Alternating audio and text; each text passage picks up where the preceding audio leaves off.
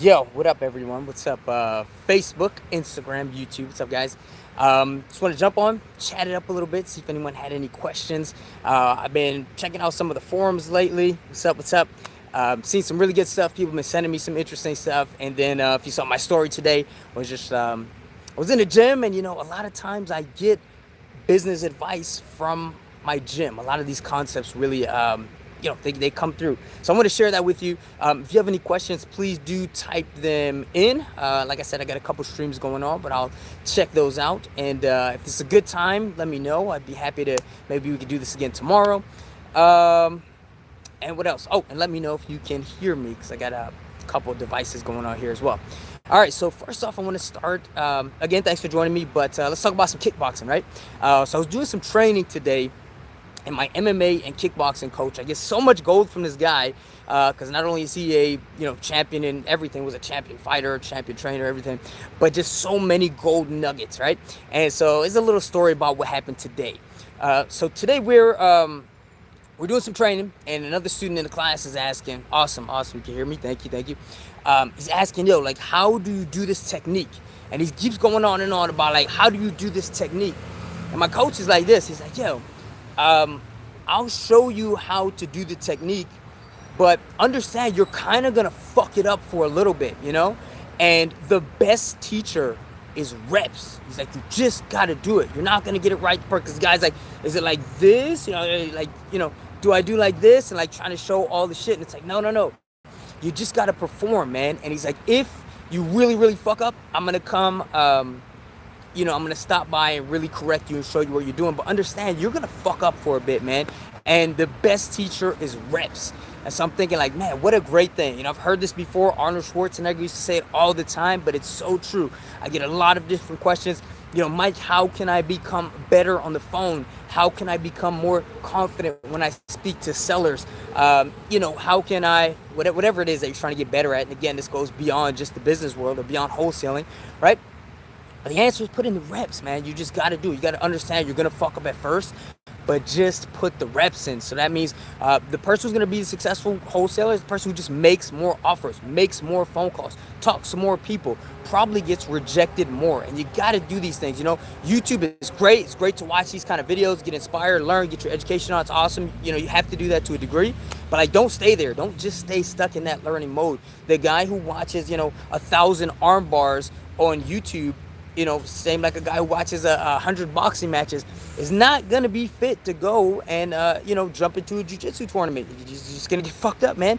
You could watch all the boxing you want, you could learn the techniques, you get in the ring without any type of actual training, you're just gonna get fucked up. But that is a part of the process. What's up, Georgie? How are you guys doing? Again, feel free to drop some comments up in here or questions that you guys have. So that's kind of what I want to start with, man. Just like keep putting in the reps. Like, don't stop. The more you get in, the better you're gonna be. I've had people saying, like, I've had a lot of comments, hey Mike, cold calling doesn't work, cold calling is dead. And for some people that might not be ideal, especially if you have money for marketing and maybe not so much time. That might not be the best strategy for you. But I also deal with a lot of very new investors, new wholesalers who really don't have a large marketing budget. They may have a little bit more time, right?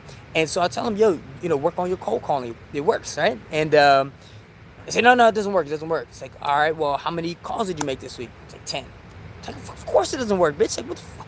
It's like, it's just a little bit ridiculous to me, right? So, again, go ahead and get those reps in, right? So now, got a couple stories. Some of them are going to be related to wholesaling. Some of them are stuff that I've been seeing on some forums. And I'm a little bit excited. I've been seeing some really cool, like, questions. And maybe because I used to be active on this forum. I don't know if I should say the name. It's fucking Bigger Pockets, right? And I just found the environment to be very negative. There's a lot of naysayers. Oh, you can't do this. Wholesaling this, scam this. I hate these guys. And, like, people were just fighting. There's a lot of bickering. And I haven't been there in a while, so whatever. That's kind of why I stepped back from that platform just a bit. And then for like the last 2 days, I've just been on Facebook, man, and like people like really helping each other out. It's like a community built around it. Shout out to the Wholesaling Elites, Max Maxwell's group, and like people have been really helping each other out. And I got some really good questions. I've been trying to give some feedback in that group. So congratulations. There's a lot of good success stories in there too for everyone who thinks like, oh, this shit doesn't work, man. Go check it out. There's a lot of people really doing their thing. But before I get into some of those questions, let me go with some direct stuff, right? So first off, let's talk about one of my students. He said he was going to try to make it to the chat. I know he's at work. But this happened yesterday. And so we chatted about it very briefly. But essentially, here's what happened. He's got a deal right now that he got from the MLS. So to all the bigger pockets naysayers, oh, you can't do deals on MLS. Yes, you can. All it is a marketplace for real estate. No, not everything on there is going to be a deal. But, you know, REOs are on there. Short sales are on there. Distressed houses are on there. For sale by owners on there. Their houses on there. You just kind of have to know how to search for them, right? So anyway, he's got this deal. And again, it's not, you won't get it the first time. He had a couple other things under contract. It was a little bit high. We tried to negotiate. Wouldn't negotiate. Hey, we just canceled the deal. That's all. It's like really not a big deal. Nothing to feel bad about. Cancellations happen all the time. But anyway, so we got this deal done. I found a buyer. And so now we're supposed to close. We're going to close, I think, the 16th, actually. So what happened is, what happened? Okay, so one of the stipulations is that the seller wanted to close with their title company. Now, it's not something I like to do ideally, and there are ways to get around it, ways to negotiate. Long story short, at the end of the day, we just said, okay, we'll go with your title company. And then title company reached out and let the listing agent know that we're going to be assigning the deal. So apparently she called my student kind of pissed. She was pretty pissed off, right? And first thing he said to me is like, hey, now I see the value of closing with our own title company, because we did one together, my title company, not too long ago. And I said, yeah, you're absolutely right. But this is how we handle it, and this is how you should handle it.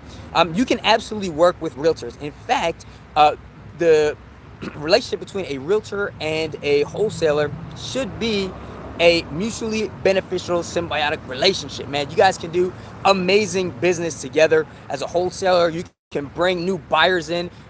Your job, and this goes for when you're working with anyone, really, make their job as easy as possible. You know, if you're working with a listing agent, don't just be a taker. Don't be trying to take everything. You know, present yourself in such a way, hey, you need to move this. You know, I'm not working with another realtor, meaning I don't need to take half of your commission. I can fill out the paperwork. I can handle the showings, whatever it is. I can send you a lot of buyers. We could do a lot of business together. But what happens is I find a lot of realtors either don't understand what we're doing from the investment side, or they see you as competition, or a lot of it is a pride ego thing. So they really just don't want to, how to put this? I don't know, a couple things. Like, they don't want to, again, feel like they're being duped. And I don't know, some people just don't like to see other people make money too. I'm not really sure what it is. But in any event, the realtor called in, and she was very upset that this contract is being assigned. So what I said to him was like this, two things. Number one, I've learned in life, right? I've been around for a little while, a couple of decades now. And I respect people's right to their beliefs, and I respect people's right to be dumb. If you want to be a dumbass, that is your prerogative, and you are entitled to that. And that's cool. You're entitled to your opinion as well. But in this case, I told him, I said, let's say, imagine you work at a BMW dealership, right? You sell cars. Now, what is the average?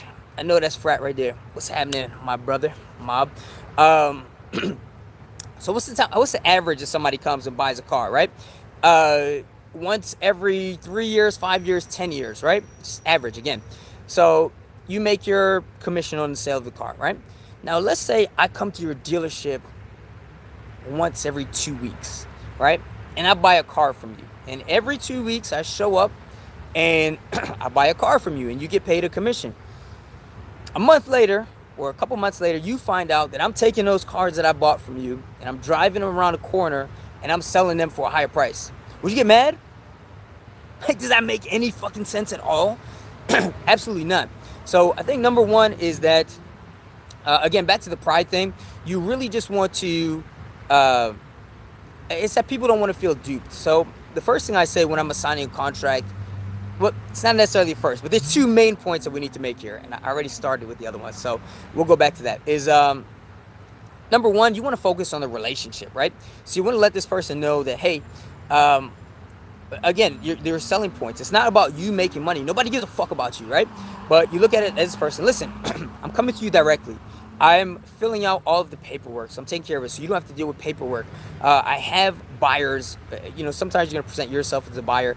Certain times after you build like a little rapport and relationship with these people, you'll let them know that I can bring you buyers and stuff like that. Again, it's a little bit more case specific. We can talk about that in a bit. Um, but yeah, that's essentially you're just showing the benefits. And then again, whereas the average realtor is splitting their fees, so if it's a 6% commission, they're taking only 3%. You're saying I'm coming direct to you. You get instead of getting 3%, you get 6% of your commission. And then on top of that, I don't want to buy one house from you the way the average home buyer does. One house every 10 years or whatever.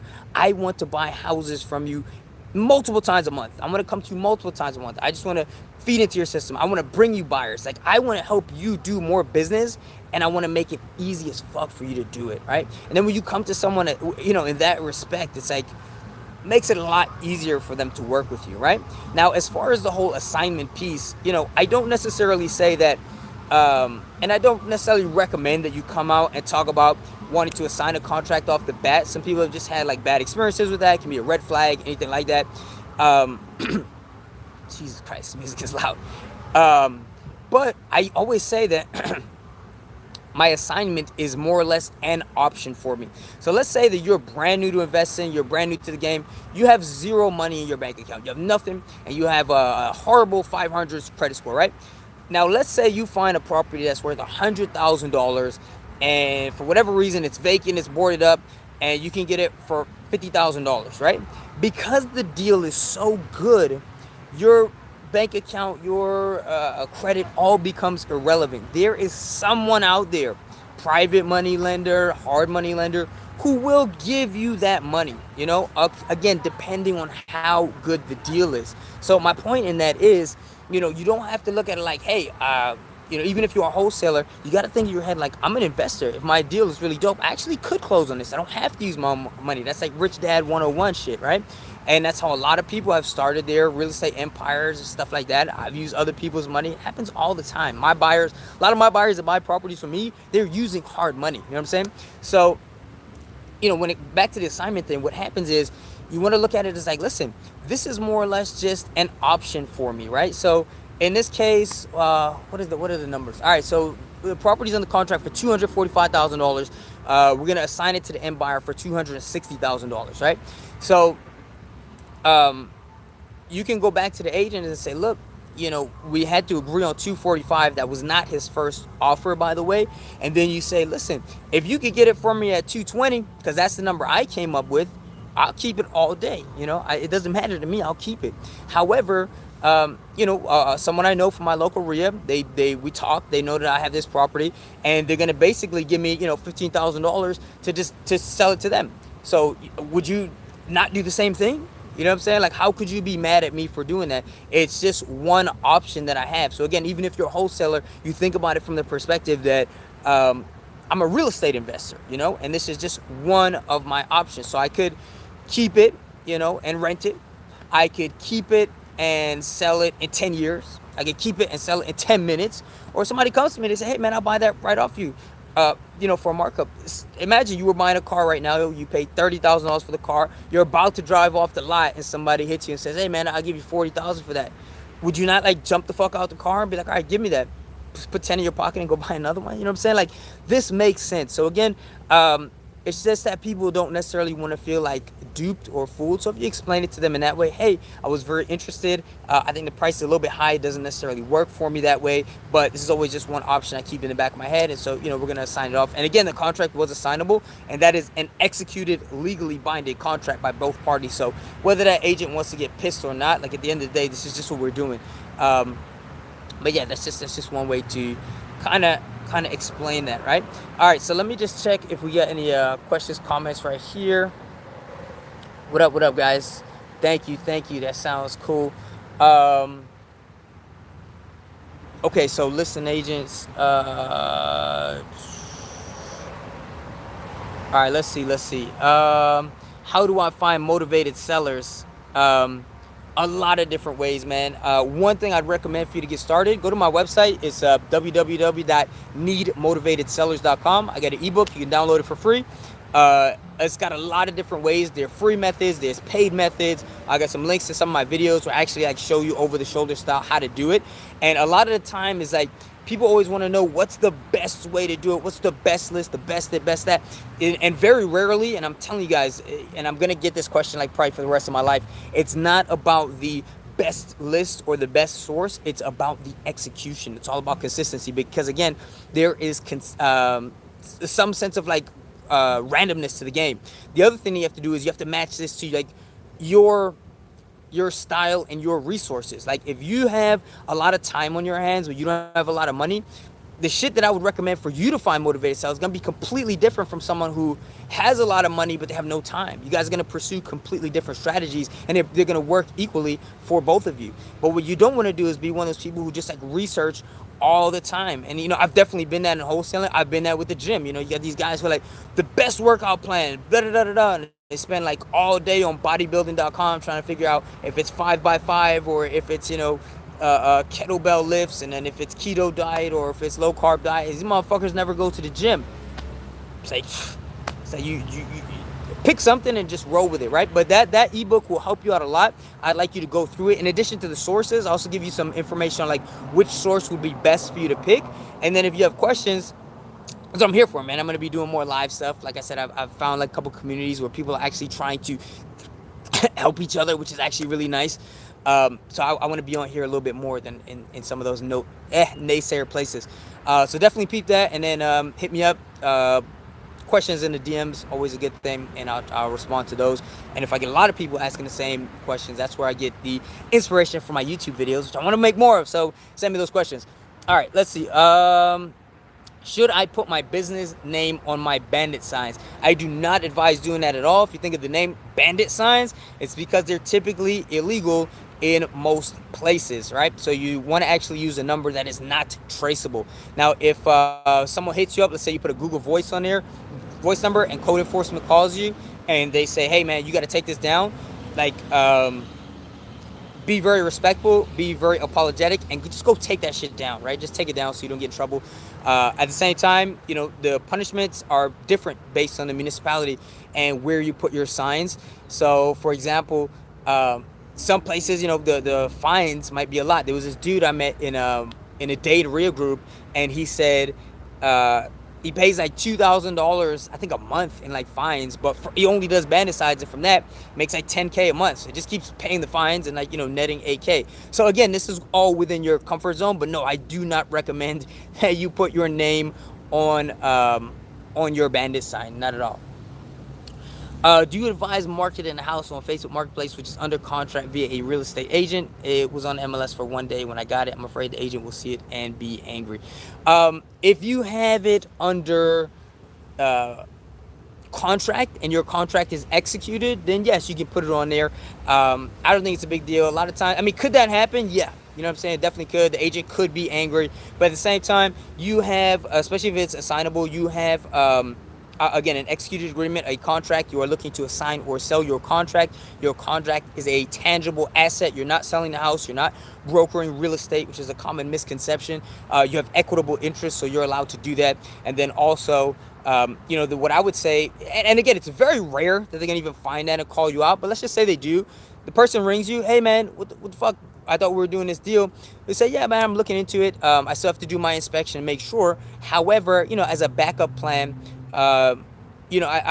it's whatever you want to do with it, but just like hypothetically, right? You can say, hey, I'm gonna let's say rehab this thing and resell it, put it back on the market, but I'm gonna start advertising from now. If I could just go in and slap some paint on it, someone buys it from me, I would love to have someone interested or buy it from me immediately. If I could go close on this tomorrow and have someone buy it from me for the next day, I would love to do that. And so I just always really want to have my options open. And so you can just explain it to them that way. That you just want to have your options open, because they should know you're a wholesaler, but they should know that you are an investor and you're not buying this to live in. You're not buying this for retail. You're buying this to make money. So whether you want to buy it and rent it, or you want to buy it and flip it, or you want to, flip it fix it and flip it, or not do so much fixing and just flip it, it's your business, right? So back to the car example, if I was working a car dealer and someone's buying a car from me, what the fuck is it my business to be like, well, where are you driving this, man?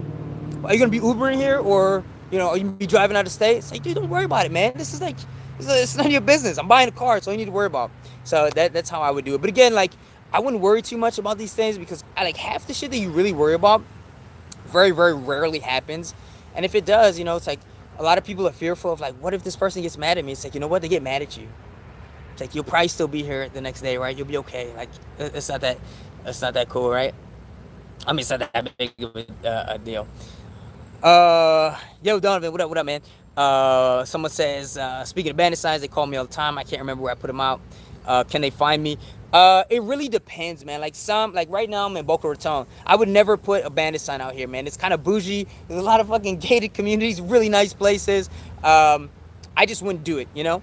But again, you got to see, like, this is why you got to drive your market. There's some places you'll drive and you'll notice, hey, that bandit sign's been there for like 3 weeks, you know? And you can just go put it up there. If they're calling you regularly, I would recommend just don't put it in that area, man. Just go switch that. Can they find you? It depends. Like, how diligent are these guys at their job? Like, I would imagine it'd be hard, you know, but like I have Google Voice numbers, and like if somebody wanted to find me, it's not as easy as maybe just tracing my regular phone number, but I'm sure they could. It's just a matter of time. Like, do they want to? Lauren, what up? Distracted. I forgot the rest of the question. Hold on, I gotta touch this to see them. Okay. Yeah, and then other things that you can place it. So, for example, right? So, code enforcement on the bandit sign tip, you know, they're patrolling the public spaces, right? So that means if you're putting shit like on the side of the road. But another little sneak tip you can do, and I use this a lot. I use bandit signs more for buyers these days. I have gotten deals from bandit signs, but I used to wake up every weekend, like religiously, like 3 a.m., 4 a.m., go put out my signs on like a Saturday.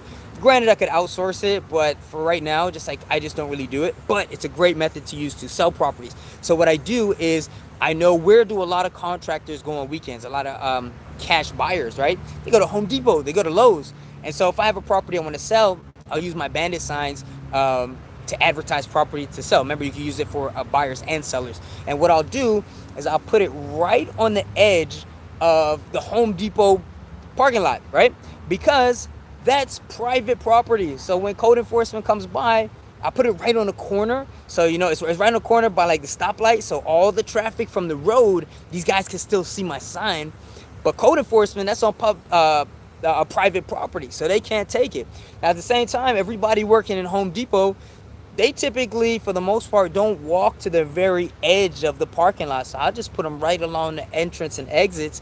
And I've never gotten a call from Home Depot. Not saying you wouldn't, but I never have. And I've had signs up there that last for like weeks. So that's just another way you can do it. You could kind of, I don't like saying too much stuff public, but you could kind of put it on the side of like a private thing. So like right now I'm in a Starbucks complex and there's a stoplight right there. So I could, you know, put it on the edge. It's highly unlikely that people will take it down within here because, you know, these are all leased buildings and shit. And then a lot of road traffic would see it. So give it a try. It's just another one. All right, G Watts, what up? What's up? My title company needs me to redo the names on your contract.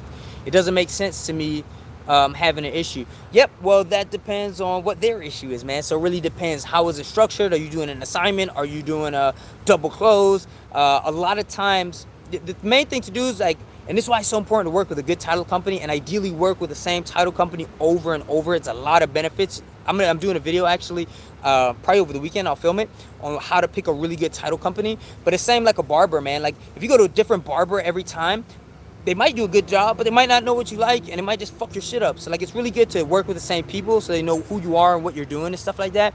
So the first thing, and they should be educating you on them, right? So at the same time, yeah, ask them why, like where you messed up, and then depending on their answer, for the most part, you can typically just take your contract, cross it off, correct the name, initial it, and then send it to, you know, whoever, the other party, the seller, whatever, and just have them initial it. And just if they ask why, you just say, well, you got to give them the reason. I don't know the reason, but just tell them and just make it like not a big deal. We're still closing, and then just have them initial it. Another way to make any type of change to your contract is just sign an addendum. So an addendum, they have blank addendum forms. You can find them on Google and just download them. But I mean, an addendum really could be like a fucking napkin, man. You just write it on there. Addendum number 1 to contract, and then you sign it and have the person sign it and date it.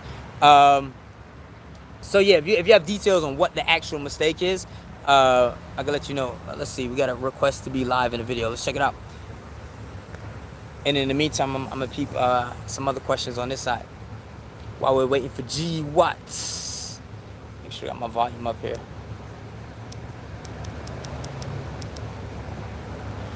All right, what's up? What's up, man? I don't think I can hear you at all. Nope, I got no sound on this end, man. And this is like the first time I'm doing the split screen thing, so I don't really know if it's on my end or if like you got some kind of mute on or something, but I don't have you at all, bro.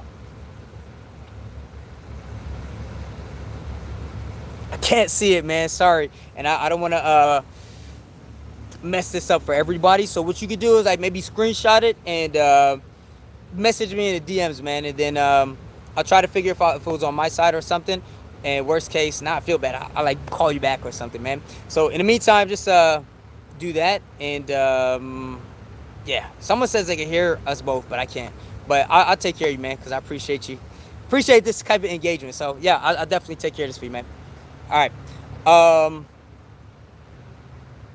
right, there's another question in here. Sorry, guys. You guys said you could hear me. I couldn't hear anything, so I don't know why. But I'll try to figure it out. Like I said, I'm new to some of the stuff. Okay.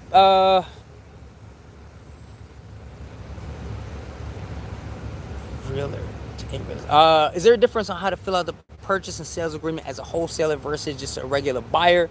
Is the only difference just putting and or signs after your name? So like this and or signs thing, man, I don't do it. I think it's a red flag. I just don't like the way it looks. I know it's something that was like taught primarily back in like 2008. There's other ways to make your contract assignable. It really depends on what contract you're using. So like in the Florida FAR bar, for example, there's just a checkbox, man. I just check assignable. A lot of times, so what happens is with these assignable contracts, I'm gonna give you my general rule, right, on how to make contracts assignable. But it's like this: if you have an assignable contract, it makes it more likely and easier for you to flip it, but it makes it a little bit more difficult to get your contract accepted depending on the level, how either educated or skeptical your seller is. So my general rules are like this: if I'm dealing direct with a seller, all right, I'll always make my contract assignable.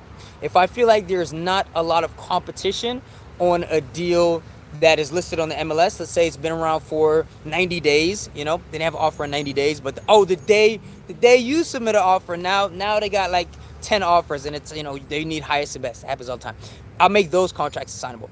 Now, let's say, you know, something's been on market, it's on the MLS, but you see it's been hurricane damage, right? So this property comes on vacant, hurricane damage, been on the market 2 days, it's below value. I would never make that contract assignable because it's kind of a red flag that you may not close. Or if you have a knowledgeable realtor, listing agent, they might think, okay, I've seen this before, I've been burned by wholesalers, or basically all it is kind of an escape clause, right? So in that case, I would make it non-assignable just because it increases the chance that you're going to get that contract accepted. Now, in another thing you do, like at least on a Florida FAR bar contract, there are two assignment options. One says, I can assign this contract and then I'm not responsible at all. You can understand why people don't like that. And then there's another one that says, I can assign this contract, but I'm still liable, meaning that if my buyer doesn't close, I'm still responsible, which means like, yo, if that person puts up an earnest money deposit and they bail on you, it just means you let them keep their earnest money deposit. Doesn't mean like you're responsible for closing, because that's the seller's recourse for your failure to perform. That should be specified on your contract.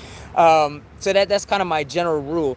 Another thing with assignments is because a non-assignable contract, remember some contracts got to be non-assignable, like REO, short sales, those are not assignable. And again, some sellers are just more comfortable that way. But what you can do is you can, remember I always say this, negotiations do not end when the contract's signed. You should always be negotiating, and that's what a lot of your inspection period is for as well. And so, yeah, just always keep negotiating, man. But where was I going with this? So yeah, you can submit your offer as non-assignable, right? Now you have control. Now you have exclusive rights to purchase. Now you can advertise, right?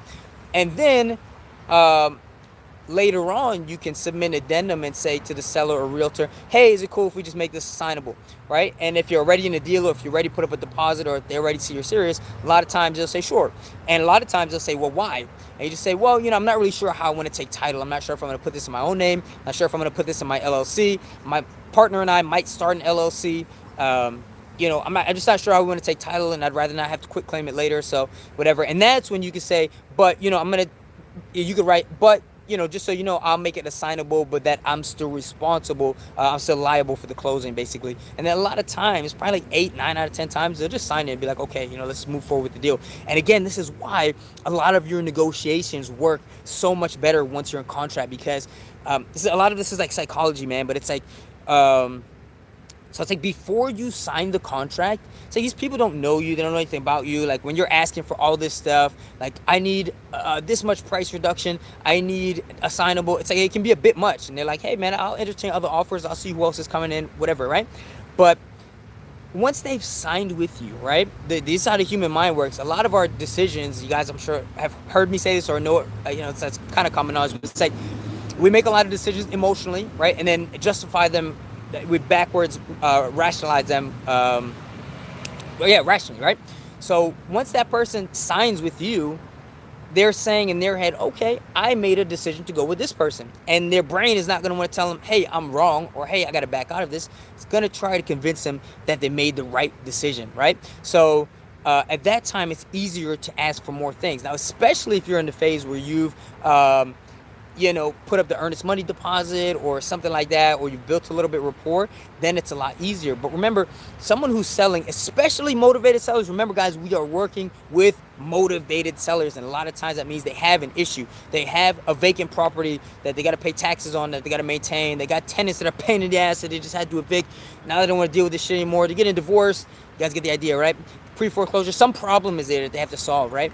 And then once they sign on the line, in their head, it's like, problem is done, right? The problem is solved. It's done. If you're paying them, they've mentally spent the money, right? So now that the problem is solved, when you come back and say, okay, well, I'm still down to close, but I need a $10,000 reduction, but I need it assignable, then it's like, okay, I've already committed to this. I got to keep going. We're already halfway there. I don't want to start this process again. Someone else might screw me over. It might take another 6 months to get an offer. Somebody might go into contract and then want a bigger price reduction. Let me just get this shit done. And so at that point, they're a lot more likely to go ahead and just say, all right, you know what, fuck it, we're halfway there. Let me just get this shit done, right? And so a lot of times that's why negotiating once you're already in contract. A couple other reasons too. This is kind of like the light synopsis. I have a blog article on my website, wholesalingmike.com, by the way, if you want to check it out with a little bit more, where I go into a little bit more detail. But that's usually a lot better way to get the terms than to just jump in and just ask for everything that you want right off the bat. It's a much better way to kind of get you where you need to be. Went off on a tangent. Remember we were talking about filling out the purchase and sales agreement. It's going to be a little bit different whether you're the buyer or the seller. I have some videos on my YouTube. Just go to my YouTube channel and search like how to fill out the real estate contract, or just look at my videos. It's on there. But there's certain terms. We talked about the assignability clause. You obviously want an inspection period, right? So that's your exit clause. Typically, there's not like a general rule, but if something's listed, a lot of competition, I'll do it like 7 days. If you're direct with a seller, try to get 21 days. Again, getting the most, the larger the inspection period, the better the chance you have to sell it. The larger the inspection period, the less likely you are to get the contract, right? But you need your inspection period, stuff like that. When you're selling, right, you got to fill it out completely differently. You can't let someone else tie up your contract. You got to give them 0 inspection days. You need a non-refundable deposit, all that good stuff. So I think that was the question, but clarify if it wasn't. But you have a video on that too. All right. Nice. Good.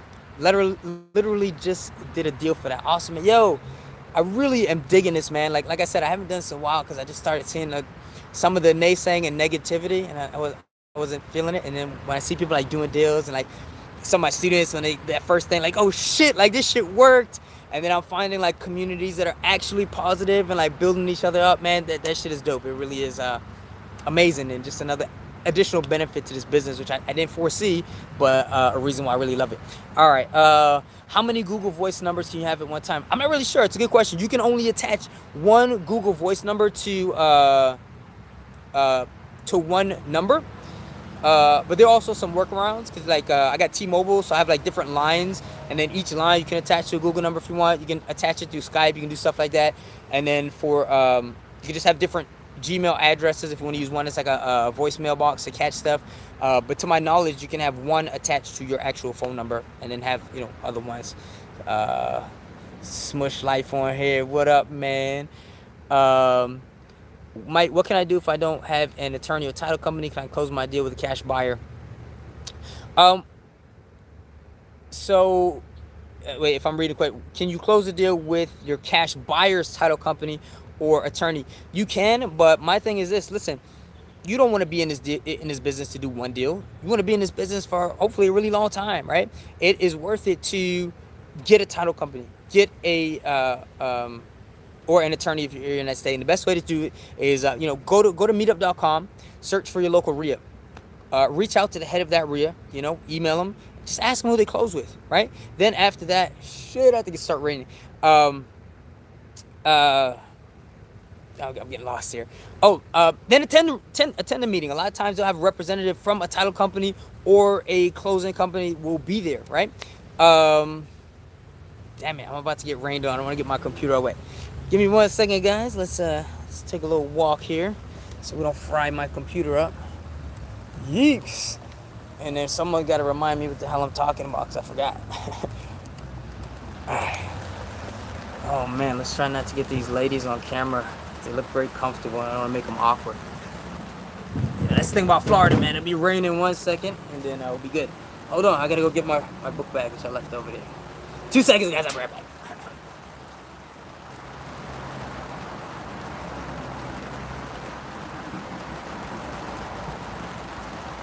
Okay, back. All right, what are we talking about? Jesus, I can't remember. It's too many bad decisions in college. Memory is not what it used to be. Let me think about this. Title company, right? So go to your local RIA. There's usually going to be a representative there from a title company, and talk to them. They should educate you. They should know your wholesale. They should know what you're doing. This is a relationship that should last for years and years and years. And you can't. The question was, can you close with the buyer's title company? Sure, you can. But at the same time, remember, if you're working with a buyer, let's say they're an attorney or something, not everyone's gonna screw you. There's a lot of good people in this world, whatever. But who does that person represent? Whose best interests are they looking out for? They're looking out for their buyers, or same with the seller. If you're closing with the seller's title company, they're looking out for their best interest. So can it be done? Yes. In the long term, will it serve you to find a good title company? Yes. You can go on meetup.com. You can go on Facebook groups, ask for recommendations. Don't overlook Google.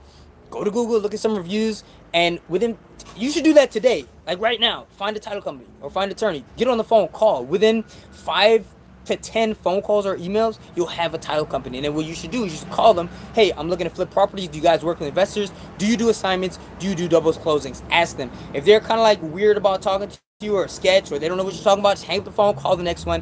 One thing I really love about my title company is that they're very much willing to help. They'll ask questions. I send new students there who don't have no idea what the fuck they're doing, and these guys will walk them through. If your title company's just trying to rush you, like, hey, just sign here, sign here, sign here, that's not a good title company that you want to, can they close your deal? Sure. But these are not the people that you really want to fuck with. You want people who will say, oh, this is what this means, this is what this means, who really want to see you succeed, who want to help you, and you really want to build that beneficial relationship going forward. Okay, so hopefully that helps. Just a warning, we got 15 minutes left. I know these lives cut off 15 minutes, and I gotta go pick up my little girl from school. So I'm gonna roll through some of. Someone says they love the content. Man, thank you guys, man. I really appreciate that. That is really awesome. Where do I pull my list from? I'm not sure what list you're talking about, but there's a lot of different places to pull lists from. A lot of it really depends on where you're flipping, and this is why another reason why I say, like, I don't tell people the best list or the best source, because a lot of it depends on you. Like, what do you like to do? Like, if you like running, right? You're a jogger. Maybe you want to like use putting out bandit signs as part of your exercise routine, and you'll just jog them from the car to the thing. Some people don't like doing that. Maybe you're a morning person, maybe you're not. As far as lists, I pull a probate list and I pull an eviction list from the Palm Beach County Clerk. I'm also going to start doing divorce. which I haven't been doing, but I like to test everything. I'm a marketer. I like to test stuff, right? But and now I've said that before, and then I get emails and people send me DMs and emails, and they're like, Mike, because in Palm Beach County you could buy that shit online, right? So they email me and they're like, Mike, I can't get it from my court. Like, what do I do? It's like, dude, you either find something that's more convenient, right? Or you pick a different list source that works for you. Now, let's say there's pros and cons to this, because I can buy it online. Well, now everybody who's watching this this stream could go buy it online, right? So it's very easy to get. It's easy for us, right? But it increases the competition. I don't really mind because I find that most people are not very consistent. And with direct mail, you have to be very consistent. I get a lot of people say, direct mail doesn't work. How many months did you mail for? I mailed 1 month. Okay, that's why it doesn't work for you. So I'm not saying it. So again, it's very easy for us, and then we can do other things like spend our time doing cold calling or making offers or whatever it is. So pros and cons. Now, if you're in a municipality, let's say Broward County, where if you actually buy their list, student of mine did this recently, they don't give you enough information for it to be usable, right? Unless you want to do extensive like searching, just the data's all kind of fucked up, right? And so she was saying, this doesn't work. But at the same time, for her, you can probably go to the court. I'm not saying you can, I'm not really sure, it depends on where she is, but you go to the court and get those records physically in hand. Now, pros and cons. Pros are, most people are probably not going to go to the court, once a week or whatever. It's a pain in the ass. So that gives you competitive advantage. Now you have access to a list that a lot of people aren't using, right? But, so that's a pro. The con, is that you got to get in your car and fucking go there all the time, man. I don't want to use that. I don't want to do that. So you got to figure out what works for you. What's your time like? What's your budget like? What's more comfortable with you? And that's something I look to do with my students. Say, listen, let's talk about you first. Because your strengths, we're going to build on those. Because that's going to be your, that's going to be shit you're more likely to do. Shit you like to do or shit you have the resources to do, be it time or money. That's what you're going to do. I also pull out a list from ReaFacts, which is my preferred CRM. Again, I haven't used everything, so I can't speak. I've heard people speak very positively about like PropStream. He sent me a trial. I didn't really use it, but I've heard very good things. But again, it's not having the perfect thing, man. I have ReaFacts. I highly recommend it if it's available in your states. A lot of really cool things. You can search, foreclosure stuff. You can search vacant properties. You can pull probate lists. And then you can see stuff like equity, which really helps, right? Absentee owners, all that good stuff. So I pull those lists from there. So that's where I get my list. But there's a lot of stuff, man. Again, check out needmotivatedsellers.com. I got some other sites in there. Like if you're in Florida, like Broward and Dade, you got www.dailybusinessreview. It's like post a lot of classifieds and stuff like that. That's some stuff. Would I be open to doing JVs in Florida? Absolutely not, man. I don't want to make extra money. I don't want half of something. I'd rather take 100% of nothing. Of course. I don't understand people who say that, man. I had a student where a deal fell apart recently because the other wholesaler didn't want to, I guess, like split the deal evenly. I'm not sure the exact story, but and so they kind of bickered back and forth, and then in the meantime the seller got frustrated and basically just canceled all their shit, and then the deal didn't go through. And it's like, dude, why would you do that, man? And then again, you gotta not look at these things as like one deal. It's like, dude, it's not just one deal, man. Like, you're forming relationships. Let's say you fuck somebody over and you make an extra $5,000 or $10,000. Cool, you made $10,000, but this is the gold, goose with the golden egg story, man. I don't know if they still tell that story, but you're doing this for one egg when this is something that would feed you for life. Now, when you do deals and do good business with people, and they say that's a stand-up guy, Mike's the guy to shake his hand with, right? And we'll do the deal, right? That is those are the relationships you want to have. And then maybe you don't make as much on that one deal, but you do 5 deals with that person this year. Next year you do 10 deals. Next year and then every time you again, back to psychology, influence. Something of psychology. Robert Cialdini, amazing book. Another thing that how we influence people is reciprocation. They do all these studies where I forgot, they were like asking people for some kind of favor and just asking them right off the bat, and a lot of people said no. I don't remember the exact study. I read this book a long time ago. And then the guy, the interviewer would like say, do you want a Coke? And like give them a can of Coke and then make the same request. It doesn't even have to be like size wise, like the ask, it doesn't even have to be the same. Like anytime you give first, be it anything. You know, if you ever been to the an island or you know, take this rose, just take it. You don't have to pay for it, whatever. I'll just take whatever you think's fair. Anyway, people feel what's the word I'm looking for? Not pressured, but people want to reciprocate, basically, naturally, like psychology wise. So like, if somebody brings me a deal, I want to work with them again. I want to bring them a deal. You know what I'm saying? And a lot of times if I bring them a deal, like they want to work with me again. So long story short, of course I'm gonna JV. Like as far as like when I do my coaching and training, that takes a lot of time. So that's why I have my coaching and mentoring program. But if you just have something on the contract and the numbers work, feel free to shoot it to me, man. And then if I find a buyer, we split it 50-50. That's kind of the standard. That's how things work. I only have two. Let me clarify this a little bit. I have two stipulations, right? So one is that you have to have the deal under direct contract. I do not do like daisy chain shit. You send me somebody else's stuff, then I send one of my buyers there. They want it, and I talk to you, and it's like, oh, it's not available, and then that fucks up my reputation with my buyers. So one, I need you to have the direct contract. Second is that we got to put it out at the same price. Now I know some people insist you do a markup. I have people do markups on my properties, and they whatever they mark up, I let them keep. But the reason I don't do it is because I'm very reputation minded, right? So basically, buyers are pretty savvy. These are investors, right? They're putting up a lot of cash. And so if you send me a property for 125K and I put it out at 130, my buyer's probably just going to go to Google. He's going to type in the address, and he's going to see you have it for 125. Now, I don't really care so much that they go to you. I mean, obviously, I'm not going to get paid. But then they're going to look at me and be like, oh, all this guy's doing is marking up other people's deals. But let me unsubscribe from his buyers list. Fuck this guy.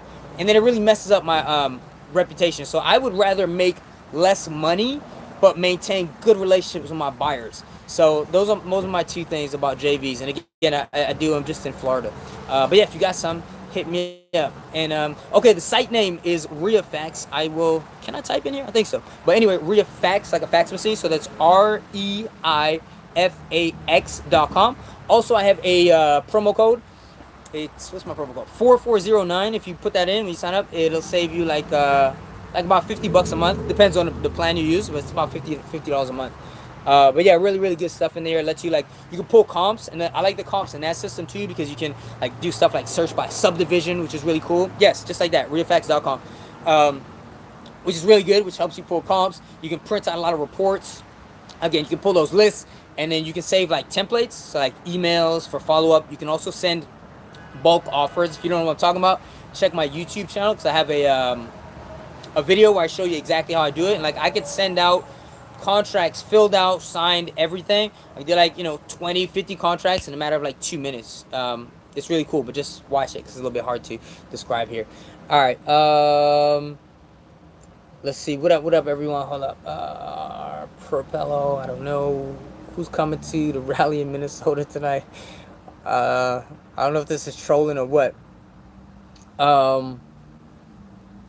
The new Trek 2040 doesn't have a checkbox that allows it to be assignable. I'm kind of left to have the assignment in my name. It's probably something you could just write in there. You can. I wouldn't do the and or signs. You could probably just put in your additional terms. I'd have to look at it. I'm very surprised. A lot of times it would. But again, my advice would be just sign the contract and then later submit an addendum once you have control, saying we're gonna make this assignable. Also, I've heard from other attorneys, again, I am not an attorney, I'm not qualified to give legal advice, that any contract, I forgot how they say it, but can be assigned basically. But that was down here in Florida. But I always like all my shit in writing, so it's tight. But with a lot of these cases, it's if the person gets paid, the seller gets paid, would they really care? Just because it's done doesn't make it legal. Would you know until you really go to court and do all that stuff? So it is maybe kind of a gray area. I would just go over that contract again just to be completely sure. But in that case, yeah, it makes sense that you might want to write it in. And then yeah, also if you're dealing with a direct seller, you can just use a more generic contract or something. That's more, especially if you're doing stuff on the listed front, or you can just incorporate that into your contract, sign it, write it in there or something like that. That'll be fine.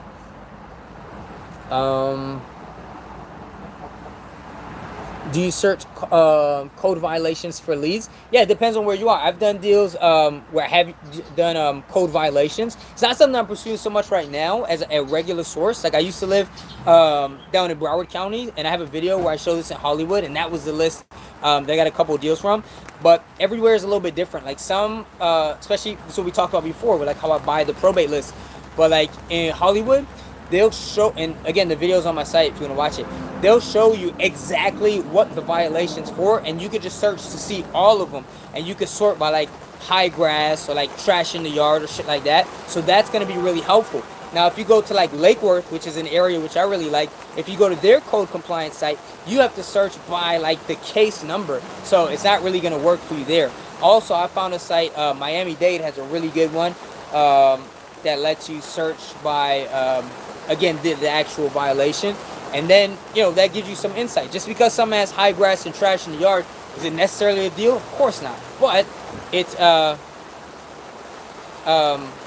is it indicative that it could be? Of course. So, you know, pursue it. Again, it's all numbers game. Which is better for wholesaling, title company or lawyer? Well, it really depends. Like some states, your state will stipulate, and I'm gonna put a blog post on this on my website. But some states are like title company only. Some states are attorney only. And then some states are basically hybrid. So here in Florida, we're like a hybrid state. Shit, my stuff's getting wet. Whoops. So I always close with title company. That's just, my mentor just had a really good one. And I was like, yo, why am I going to redo? Like, this guy spent the last 11 years before me doing this. So I'm just going to take his advice. It's part of having a mentor. And again, it's insured and all that stuff. So there's nothing to really worry about.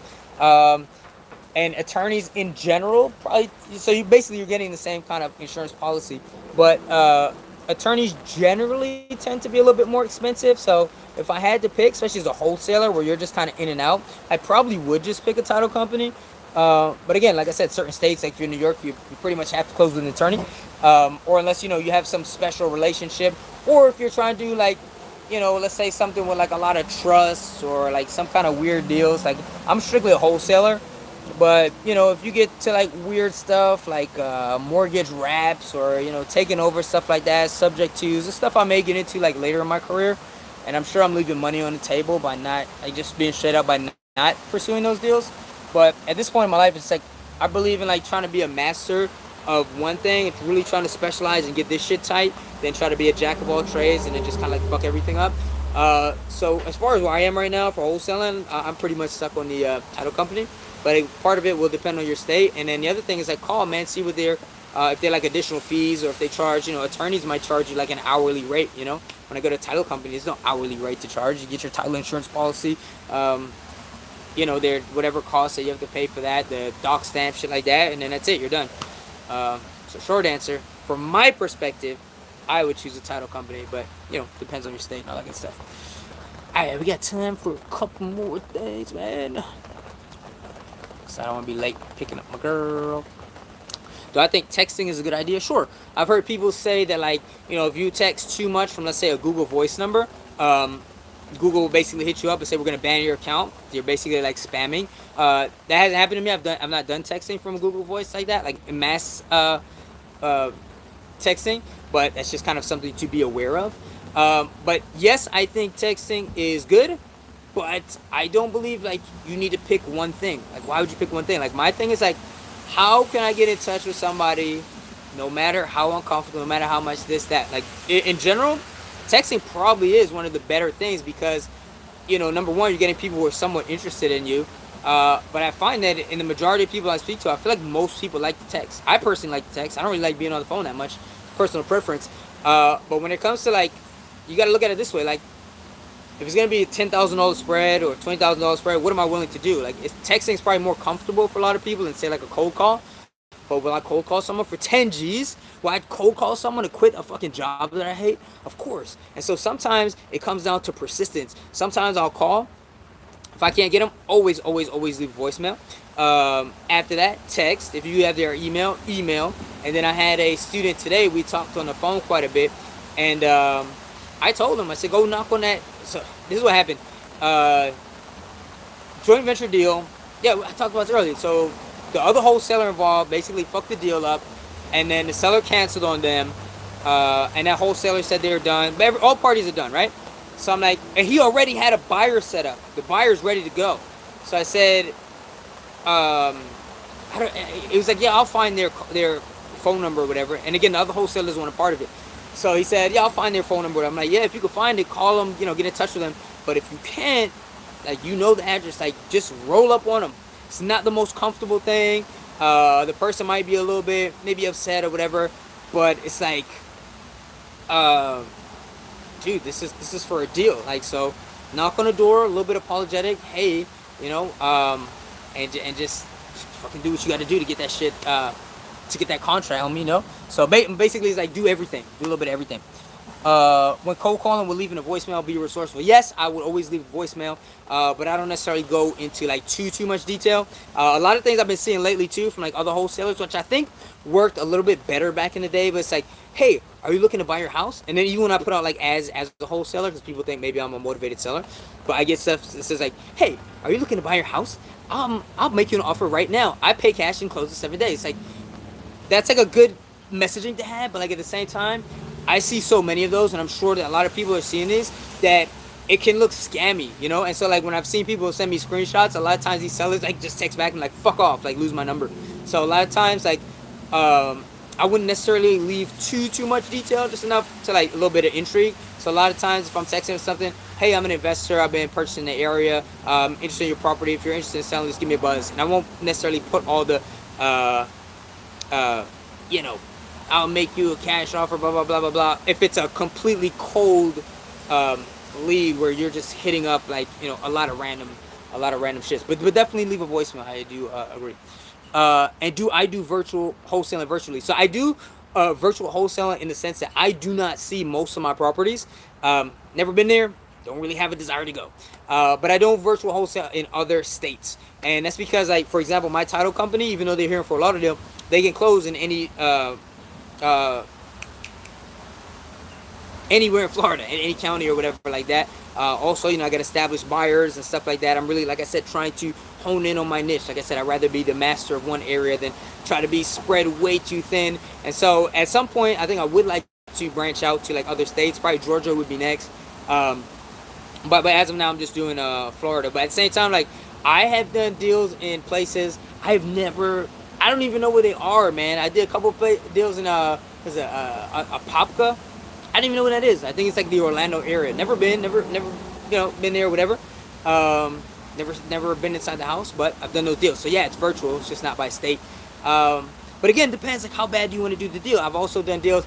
I don't necessarily that's why I like wholesaling, because I can do shit from the comfort of my home. I'm making offers right now. I'm sitting at Starbucks, man. Like I have that flexibility. I was at the gym this morning. I was at American Top Team this morning. But at the same time, I've driven up to Jacksonville, which is like 4 hours from where I live, to literally sign some kind of contract and then immediately turn back around and drive back.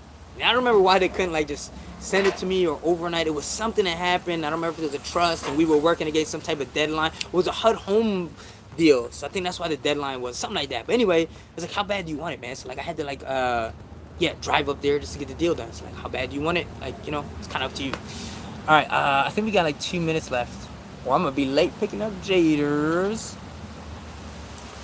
So how does it work if the buyer backs out and you go to the title company to redeem the escrow money? All right, so these are a lot of title company questions, which is dope. So peep this, because I'm gonna get cut off in like 2 seconds. I'm gonna try to really answer this quickly. All right, how do I find you on the internet?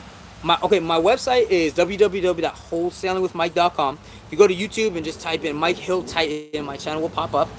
So please do subscribe. That's always awesome. And I got videos on there to help you out. My title company is Independence Title in Fort Lauderdale. They're on Prospect Road. Kevin Thatcher is the owner. There's another company called Independent Title. I haven't closed with them. I met the guys. They seem really cool. They are investor friendly. But I just want to clarify that. I'm not saying good or bad, but mine is Independence. And I'm going to do a video over the weekend on title companies, how to find a good one, like kind of go into more details of the shit I talked about today. What to look for, what to ask, and I'll give you more detail on my title company, shit like that. What is title insurance? We'll go over that, all that good stuff. But I'm going to end on this last one. How does it work if the buyer backs out? So basically what you want to do is you're always going to get a shit, I only got 30 seconds remaining. All right, here's what we'll do, guys. We will pick this up tomorrow. I'll start off with that question. If your buyer backs out, it's a longer question I can answer before I get cut off. And I gotta go get my daughter. So thank you, guys. This is an awesome question. I had like 8 stories to tell you guys, and then we got caught up on the live Q&A. So we'll do this again. I'll send out an email. Hopefully you're on my email list, or if not, I don't want to commit to a time, but I'll try to let you guys. I'll let you know on Instagram. But thank you, and send me your questions so I can get ready for them for tomorrow. All right, I gotta go. All right, I'm out of here. Peace.